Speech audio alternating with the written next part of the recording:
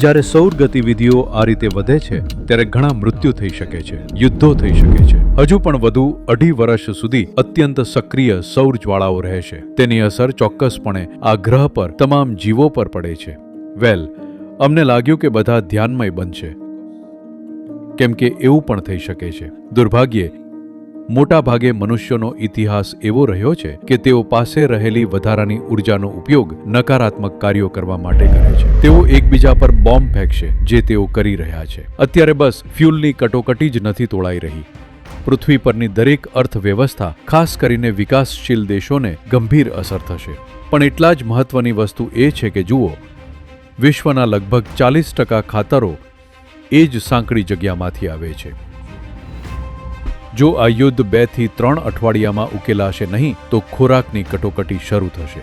અલબત્ત, હંમેશની જેમ જે લોકો પહેલા મૃત્યુ પામશે તે આફ્રિકાના હશે અને ત્યારબાદ એશિયાના હશે. પૃથ્વી પર મોટી માનવતાવાદી કટોકટી સર્જાઈ શકે છે. તો આ કોણ સાચું છે અને કોણ ખોટું છે તેનો નિર્ણય કરવા વિશે નથી. યુદ્ધ જ ખોટું છે. આપણે આપણી સમસ્યાઓને અલગ રીતે ઉકેલતા શીખવું જોઈએ.